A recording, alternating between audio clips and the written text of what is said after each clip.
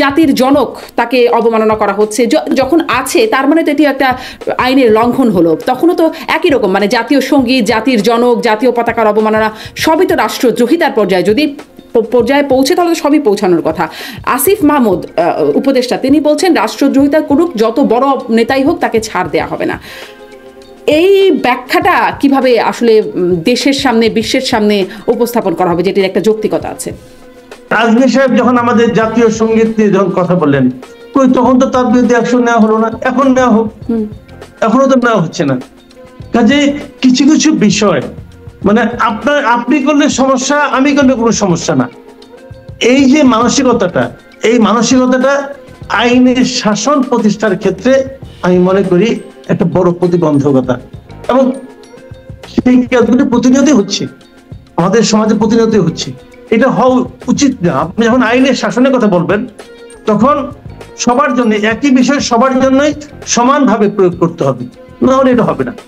জি, আইনের শাসনের প্রতিবন্ধকতা, আইনের শাসনের ব্যত্যয়ের কথা বলছেন, কিন্তু এটি আসলে আমি যেটি বলছিলাম যে মানে কেমন এটির প্রতিক্রিয়া আন্তর্জাতিকভাবে আসবে। ভারতের কথা তো আছেই, যুক্তরাষ্ট্র নির্বাচিত হবার আগে ট্রাম্পের যে টুইটটা, সেটি নিয়ে আমাদের সবার মনে আছে, যে তিনি বলছিলেন বাংলাদেশে হিন্দু, বৌদ্ধ, খ্রিস্টান সংখ্যালঘুদের উপর বর্বরোচিত হামলা হচ্ছে, বাংলাদেশে কমপ্লিট ললেসনেস এর কথা বলছেন, এনআরকি চলছে, এরকমটা তিনি বলছেন। তার এখন ওখানে গোয়েন্দা প্রধান তুলসী গ্যাবার্ড, যিনি ইসকনের সাথে যার সম্পৃক্ততার কথা আমরা শুনতে পাই, গণমাধ্যমে জানতে পারি। এখন আসলে আন্তর্জাতিকভাবে একটা কেমন প্রতিক্রিয়া, মানে শেখ হাসিনা সরকারের সামনে আমরা দেখেছি ভারতের সাথে সুসম্পর্ক, যুক্তরাষ্ট্রের সম্পর্কের অবনতি। এখন আসলে কি অবস্থা, আপনার বিশ্লেষণটাই জানি কোন দিকে যেতে পারে? যে একটা কথা কি বলছে এটা ইম্পর্টেন্ট না, কে বলছে এটা ইম্পর্টেন্ট। উনি বলেছেন প্রচারণার জায়গায় আরো একটুখানি মানে আরো একটু মশলা তার হাতে তুলে দেওয়ার জায়গা তৈরি, হ্যাঁ একটু মশলা হলো, একটু ঘি ঢালা হলো আগুনে, তখন এটাকে এক্সাম্পল হিসেবে নিয়ে আসবে। দেখেন ওনাকে ওইটা মানে করা হয়েছে। আমি যে এই কথাটা শুরু থেকে বলছিলাম যে এই গ্রেফতারটা আমাদের কি লাভ দিচ্ছে, আমাদের যে গণতন্ত্রের পথে যাত্রা, সেই যাত্রায় কি কোনো এক্সট্রা মাইলেজ অ্যাড করছে? আমার তো মনে হয় না। আমি সেই কথাটাই বলছি যে আপনারা যখন দেশ চালাবেন আপনাদের এগুলো খেয়াল করতে হবে যে আপনাদের মূল লক্ষ্যটা কি। আপনারা কিন্তু স্থায়ীভাবে থাকতে আসেননি, আপনারা একটা অন্তর্বর্তীকালীন সরকার, আপনারা একটা নির্দিষ্ট লক্ষ্যে যাচ্ছেন যে আপনারা একটা পলিটিক্যাল গভর্নমেন্টের হাতে দেশটা তুলে দিবেন।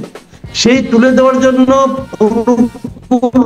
পরিবেশ তৈরি করার দায়িত্ব নিয়ে আপনারা ক্ষমতায় বসেছেন, কিন্তু সেই অনুকূল পরিবেশ কি আপনাদের গৃহীত সিদ্ধান্তগুলোর জন্য কার্যকরী হচ্ছে, ত্বরান্বিত হচ্ছে নাকি বাধাগ্রস্ত হচ্ছে? এই জায়গাগুলো আপনাদের খেয়াল করতে হবে।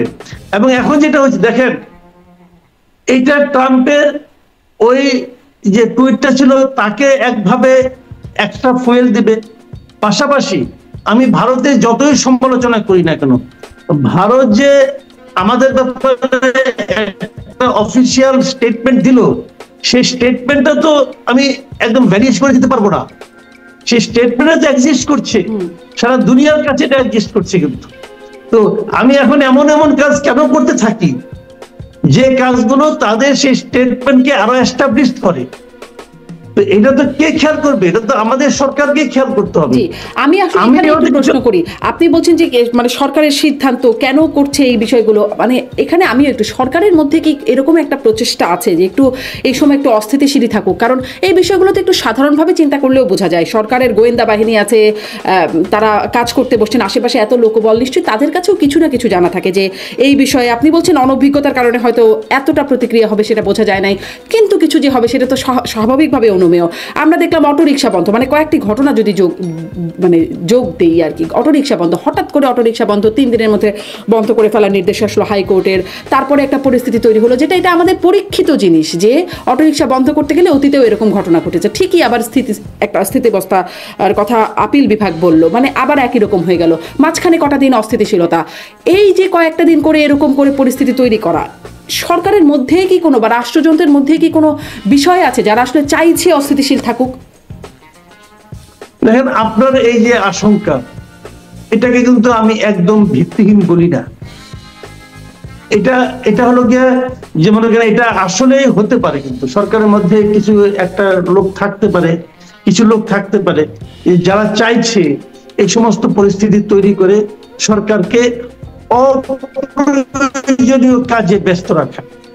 যেখানে অটোরিকশা যেটা বন্ধ করার ব্যবস্থা করা হয়েছে, এটা সম্পূর্ণ একটা হঠকারী সিদ্ধান্ত, সম্পূর্ণ হঠকারী সিদ্ধান্ত। আপনি কি করলেন? ব্যাটারি চালিত রিক্সাগুলো বন্ধ করে সিদ্ধান্ত নিলেন।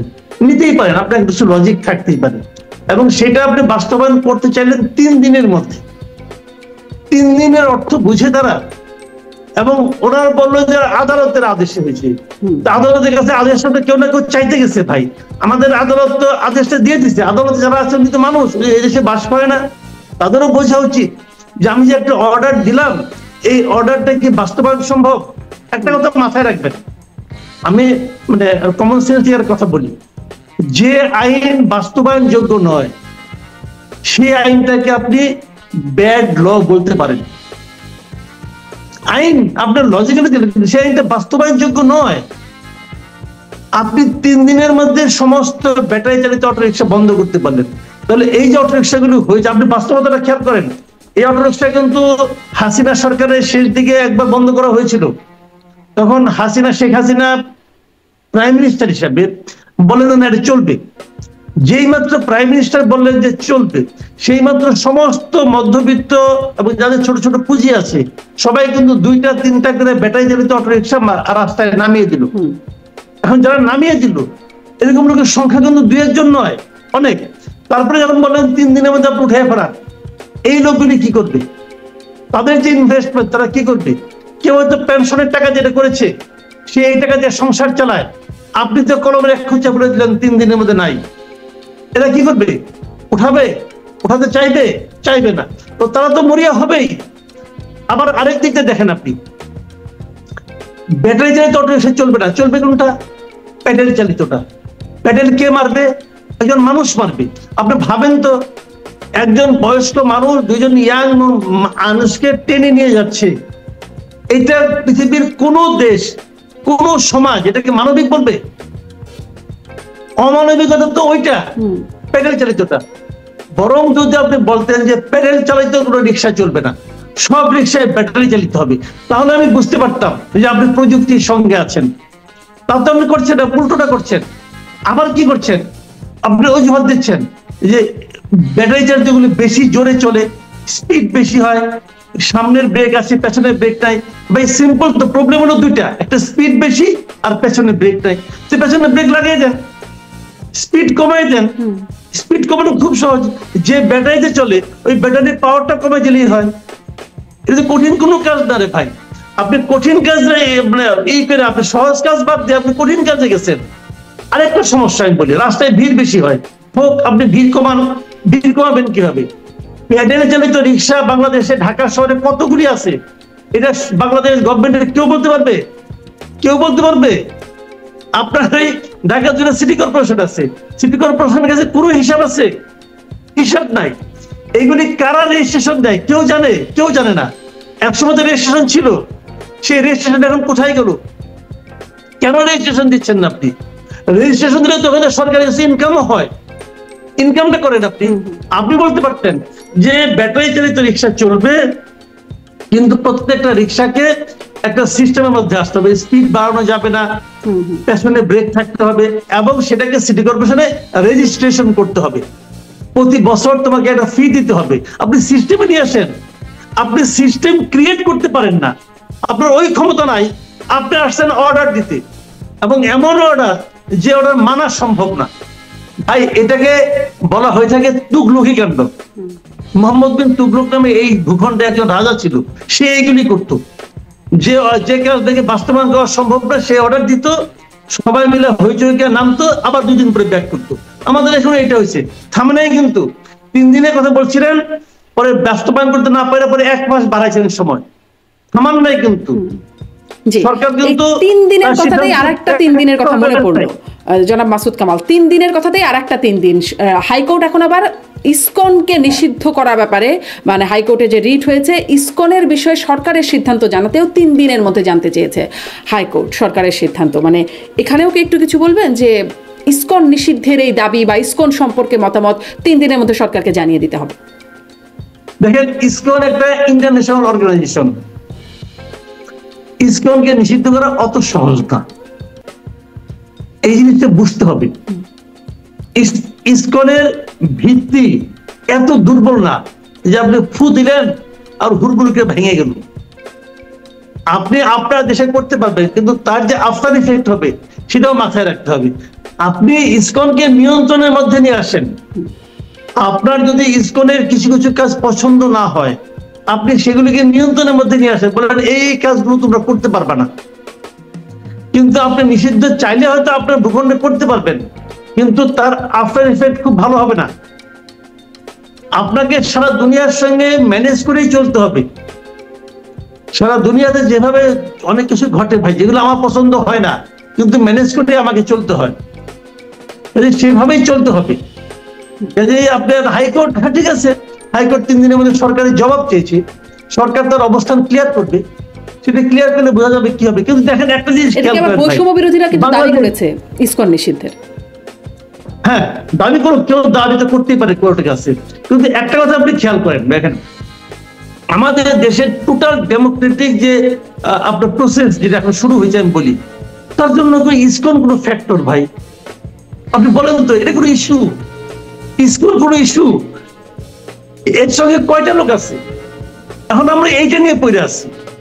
তো এটা হলো কি নন ইস্যুকে ইস্যু বানিয়ে অহেতুক এটা নিয়ে আমাদের সময়, শ্রম, সমস্ত কিছু আমরা প্রয়োগ করতেছি কেন? আমি বুঝি না এগুলি কার বুদ্ধিতে।